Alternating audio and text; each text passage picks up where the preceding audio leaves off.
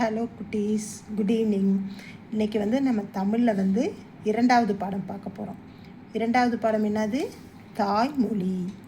Okay okay. Book exercise. எதிர்ச்சொல். சந்திரன். சந்திரனுக்கு எதிர்ச்சொல் என்னது? சூரியன். சந்திரன். சந்திரனுக்கு எதிர்ச்சொல் என்னதுமா? சூரியன். ரெண்டாவது கூடி.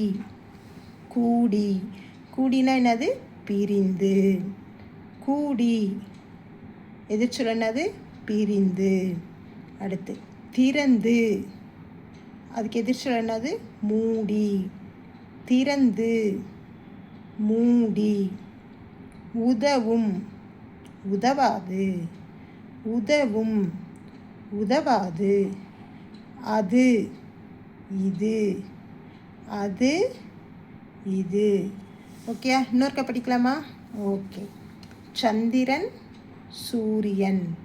கூடி, பிரிந்து. திறந்து, மூடி. உதவும், உதவாது. அது, இது. ஓகேயா? ஓகே. அடுத்து வினாக்களுக்கு விடையளி. அளவள்ளியப்பா எங்கு எப்போது பிறந்தார்? அளவள்ளியப்பா எங்கு எப்போது பிறந்தார்? அளவள்ளியப்பா அவர்கள் 1922 நவம்பர் மாதம் 7ஆம் நாள் புதுக்கோட்டை மாவட்டம் ராயவரம் என்ற சிறு கிராமத்தில் பிறந்தார். அளவள்ளியப்பா எங்கே பிறந்தார்? 1922 நவம்பர் மாதம் 7ஆம் நாள் புதுக்கோட்டை மாவட்டம் ராயவரம். அந்த கிராமத்து பேர் என்னம்மா? ராயவரம். இதை ஞாபகம் வச்சிட்டிங்கன்னா ஈஸியாக எழுதிடுவீங்க. 1922 நவம்பர் மாதம் 7 ராயவரம். ஓகேம்மா? Okay, super. அடுத்து வள்ளியப்பாவின் பெற்றோர்கள் யார்? வள்ளியப்பாவோட பெற்றோர்கள் யார்? அவரோட தந்தை பேர் என்னது? அழகப்ப செட்டியார். தாயார் பெயர் உமையாள் ஆச்சி. ஓகே. வள்ளியப்பாவின் பெற்றோர்கள் யார்? தந்தை பெயர் அழகப்ப செட்டியார். தாயார் பெயர் உமையாள் ஆச்சி. Third question. மதுரை காமராஜர் பல்கலைக்கழகம் வள்ளியப்பாவிற்கு வழங்கிய விருது என்ன? மதுரை காமராஜ் பல்கலைக்கழகம் வள்ளியப்பாவுக்கு ஒரு விருது வழங்கியிருக்காங்க. அந்த விருதோட பேர் என்னன்னு சொல்லி கேட்டிருக்காங்க. ஓகேயா? அந்த விருதோட பேர் என்னம்மா? தமிழ் பேரவை செம்மல். ஓகே.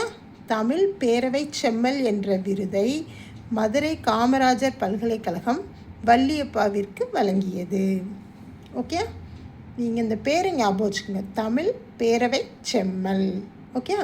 அடுத்து வள்ளியப்பா இயற்றிய நூல்களின் பெயர்கள் எழுதுக.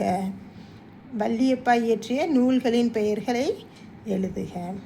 சிரிக்கும் பூக்கள், இனிக்கும் பாடல், ஈசாப் கதை பாடல்கள், சிட்டுக்குருவி, சிரிக்கும் பூக்கள், கதை பாடல்கள், வேடிக்கை பாடல்கள், சின்னஞ்சிறு பாடல்கள், பாலர் பாடல், பாப்பாவுக்கு பாட்டு, பாட்டு பாடுவோம், பாடி பணிவோம், மலரும் உள்ளம்.